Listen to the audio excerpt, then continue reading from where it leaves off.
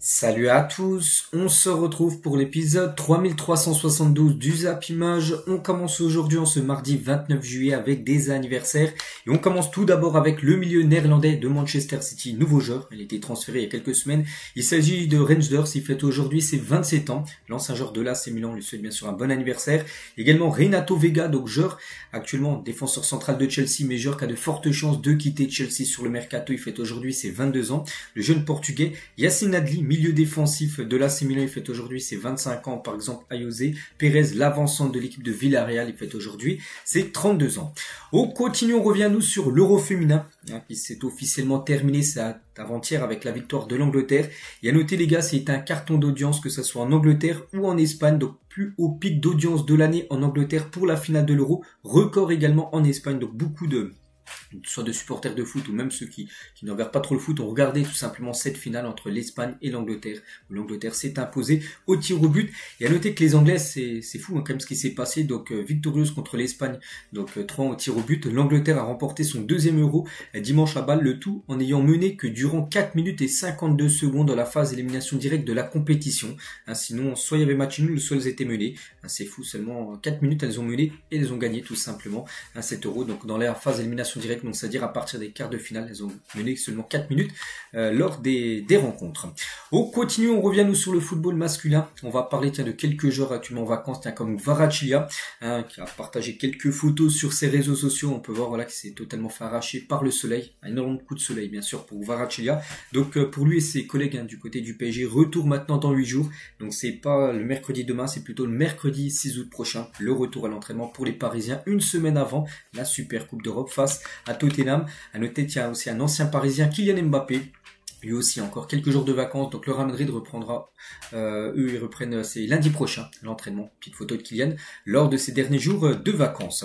Et concernant un coéquipier de Kylian Mbappé, Rodrigo, on apprend aujourd'hui que Tottenham veut casser sa tirelire pour Rodrigo. Les Spurs ont demandé la permission au Real Madrid pour discuter avec le Brésilien. Le club anglais est prêt à payer les 90 millions d'euros demandés par le Real Madrid, de couvrir les exigences salariales du joueur, mais pas les deux. Voilà, concernant la situation bien sûr de Rodrigo, mais pour l'instant, Tottenham est intéressé.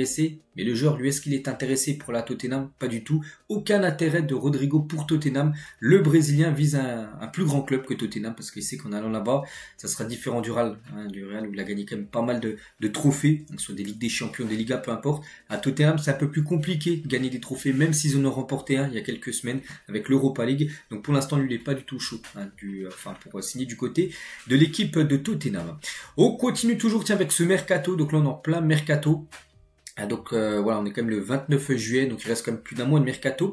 Et alors qu'il reste un mois de marché estival, de nombreux clubs anglais se sont déjà fortement activés, en particulier Liverpool, Chelsea, Arsenal, un club italien Como, sort aussi du lot, tout comme les clubs saoudiens d'Al-Qadsiya et de Neom aussi, qui ont beaucoup recruté. Mais pour l'instant, les équipes qui ont le plus recruté, c'est les 3 clubs anglais. Donc tout d'abord Liverpool, plus de 308 millions d'euros déjà dépensés depuis le début du mercato, devant Chelsea, 243 pour Chelsea et 223 pour l'équipe d'Arsenal. Voilà, 3 équipes, 3 club anglais. Donc voilà, pour l'instant c'est souvent le cas de toute façon en première ligue, c'est souvent le championnat qui recrute le plus, et c'est encore le cas sur ce mercato 2025. Et concernant Liverpool, avec plus de 308 millions d'euros, donc 95 si on compte les bonus sur Hugo Ekitike. Il a dit Liverpool est la meilleure équipe d'Angleterre et l'une des meilleures du monde, donc il est très content maintenant de jouer là-bas.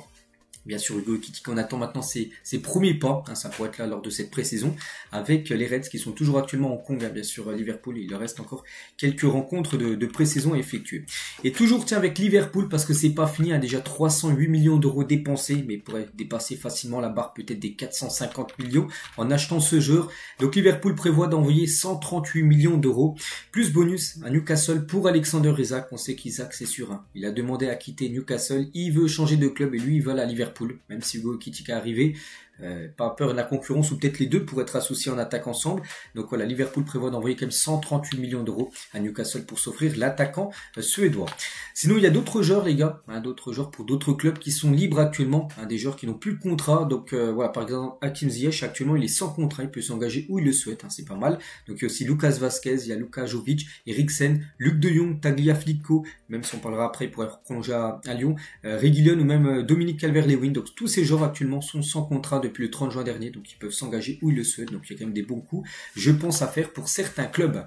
On continue, on va parler d'une info officielle, c'est Alex Baena, donc nouveau joueur de l'Atlético Madrid, il a été transféré pour 50 millions d'euros il y a à peu près 3 semaines, de Villarreal à l'Atlético, donc ça sera lui le nouveau numéro 10 du côté des Colchoneros. Concernant Pep Guardiola, donc il va prendre une pause après son passage à Manchester City, il a dit, le tacticien espagnol a déclaré qu'il avait besoin de s'arrêter, de se concentrer sur lui et sur son corps et de prendre du repos, un peu comme Jürgen Klopp qui a beaucoup enchaîné du côté de Liverpool, et après il a pris une année tranquille. Bah ça devrait être la même chose, hein, bien sûr, pour Pep Guardiola.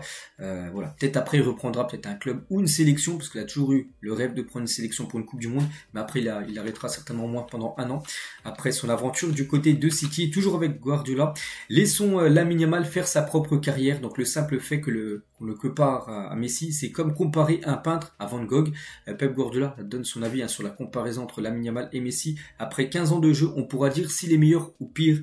Il faut le laisser construire sa carrière, on verra bien. C'est vrai que tu peux pas encore comparer la carrière de Messi, qui est exceptionnelle, à celle de Lamine Yamal, alors qu'il vient seulement d'avoir 18 ans. Voilà, on fera le bilan dans 15 ans, bien sûr, si Lamine Yamal a été aussi fort, voilà, que Léo Messi. Et comme je dis, hein, ça serait très dur de battre la carrière de Messi, vu que Messi, bien sûr, est considéré pour beaucoup comme le meilleur joueur de l'histoire du football. On continue, les gars, on va parler de João Félix, et tout est signé pour João Félix du côté d'Al Nassr. Voilà, Fabrizio Romano l'a confirmé, l'officialisation pour intervenir aujourd'hui, mardi. Regardez, il s'entraîne déjà avec son nouveau club et avec son nouveau coéquipier Cristiano Ronaldo. Donc Félix, ça prend déjà part à sa première séance d'entraînement. On peut le voir. Donc les deux dossards, donc il y en a un, celui qui est tout devant, c'est Cristiano Ronaldo, et Félix juste derrière. Donc voilà, l'officialisation Al Nassr est imminente, bien sûr. Pour jouer au Félix, c'est à noter que Félix était très proche de rejoindre le Benfica, hein, son club formateur, et faire un retour. Mais en gros, c'est Cristiano Ronaldo qui l'a appelé. On apprend ça aujourd'hui d'après Fabrizio Romano, que CR7 l'a appelé, et ça l'a fait changer d'avis. Hein, dès qu'il a reçu le coup de fil de Ronaldo qui lui a dit « Je veux que tu viennes jouer avec moi du côté d'Al Nassr », et ben du coup, il a fini les négociations avec Benfica, et du coup il a demandé à son agent, hein, de l'envoyer du côté de l'équipe d'Al Nassr. Et c'est vrai que Félix, les gars, c'est un joueur déjà qui a coûté plus de 284 millions de dollars sur le mercato. C'est beaucoup si on cumule toutes les sommes qu'il a eues. Donc déjà 147 millions de dollars, c'était quand il avait quitté bien sûr le Benfica pour aller à l'Atlético Madrid. C'était énorme, hein. Ensuite, les gars, il était parti en 2023 en prêt. Donc c'est un prêt payant de l'Atlético à Chelsea, 13 millions. Donc Chelsea avait déboursé pour l'avoir en prêt une saison. Ensuite, il a été prêté au Barça, donc là c'est un prêt sans argent. Ensuite, de l'Atlético à Chelsea, il a été transféré pour 60 millions d'euros, enfin c'est des dollars plutôt. Ensuite, ça avait été un prêt payant de Chelsea à l'AC Milan, 6 millions, donc là l'été dernier. Puis là, normalement, on parle de 58 millions de dollars, le transfert du côté d'Al Nassr, hein, ce qui fait déjà un total de 284 millions de dollars cumulé sur sa carrière de joueur, en gros. Pour João Félix, c'est vrai que sa valeur marchande aussi, elle a quand même sacrément chuté, donc elle avait augmenté énormément, bien sûr, hein, quand il était à son prime, hein, dans les années 2020. Puis après, ça fait que descendre, bien sûr, pour João Félix, parce qu'à chaque fois qu'il était dans un nouveau club, ça se passait pas super bien, et du coup, à chaque fois, il a perdu, bien sûr, de la valeur, et surtout aussi prendre l'âge. Et quand tu prends de l'âge, hein, ta valeur marchande, elle descend.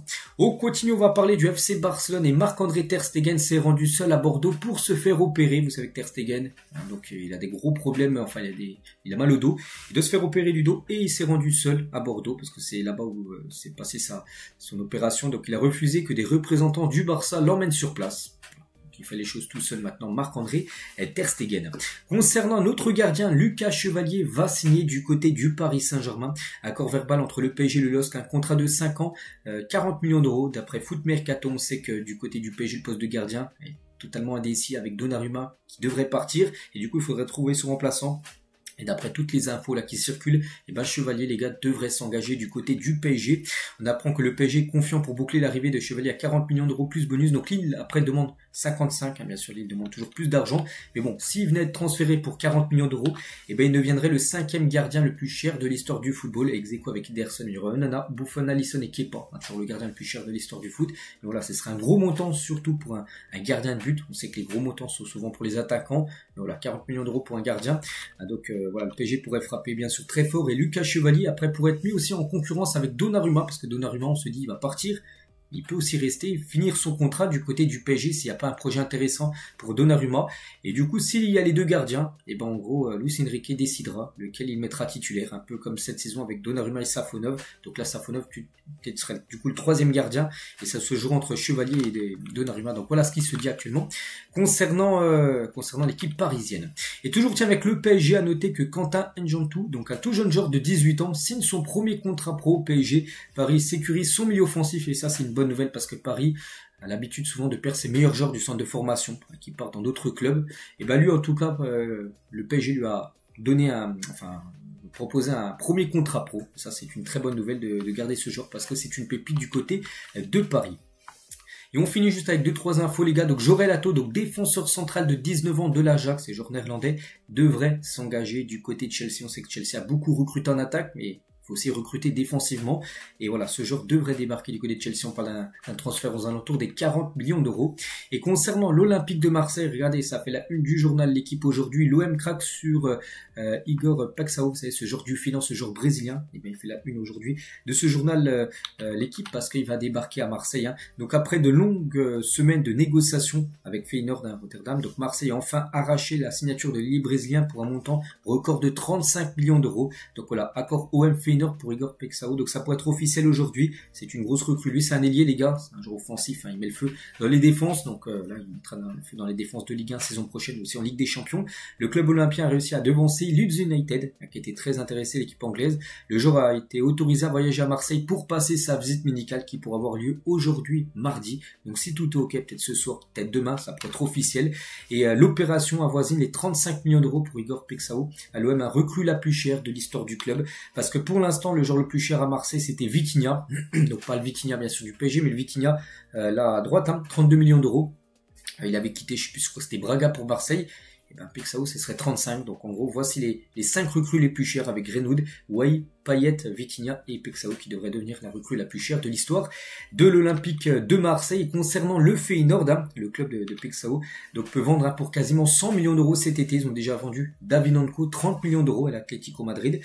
Paixão, les gars, il devrait partir à Marseille pour 35. On parle aussi de Anis Hadji Moussa, donc il y a peut-être un joueur qui pourrait partir au Benfica, peut-être pour 25, ce qui ferait quasiment 100 millions d'euros vendus par cette équipe néerlandaise. On finit avec ça aujourd'hui, donc voilà ce qu'il y avait à dire. J'espère que ça vous a plu. On se retrouve nous demain mercredi pour le prochain numéro. À demain.